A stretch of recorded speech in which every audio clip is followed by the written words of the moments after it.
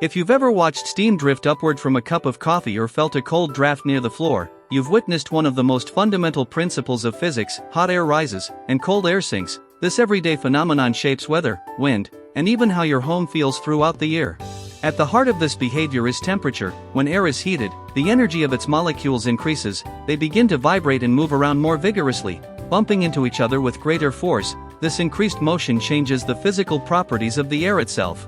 As the molecules move faster, they push farther apart, creating more space between them. This expansion causes hot air to become less dense. Density simply refers to how much mass exists in a given volume. With the same amount of air now occupying a larger space, its density decreases.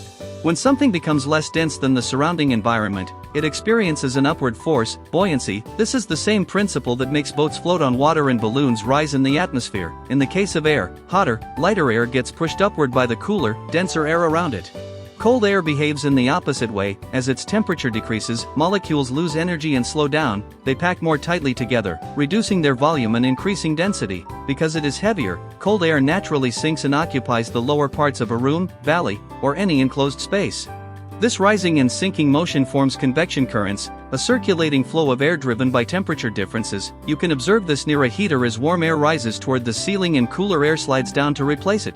The cycle continues as long as the heat source remains active. Convection is one of the main ways heat travels through fluids, including both liquids and gases. Without it, Earth's climate would be far less dynamic. The constant movement of warm and cool air distributes heat across the planet, shaping weather systems like storms, trade winds, and jet streams. One dramatic example of this principle occurs at the beach. During the day, land heats up faster than water, warm air rises above the land, and cooler air from the ocean rushes in to replace it, creating a refreshing sea breeze. The process reverses at night when the land cools quickly.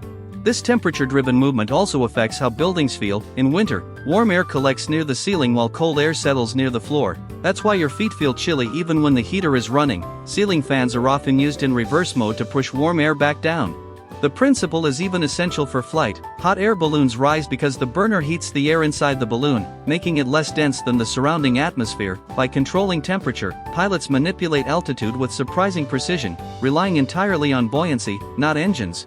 Even atmospheric pollution behavior depends on this concept. Hot exhaust from cars or factories rises rapidly, carrying particles upward. Meanwhile, cold, dense air on winter mornings can trap pollutants near the ground, forming smog layers that linger until sunlight warms the air enough to disperse them. Ultimately, the rising of hot air and sinking of cold air is a simple but powerful rule of nature. It stems from molecular motion, density differences, and buoyancy, three basic physical principles that create complex patterns in the world around us. From gentle breezes to global weather systems, this invisible dance of air shapes our everyday experience. That's it for today's video. If you enjoyed exploring with me, don't forget to subscribe to Science Lab, where we turn everyday things into scientific discoveries. See you next time.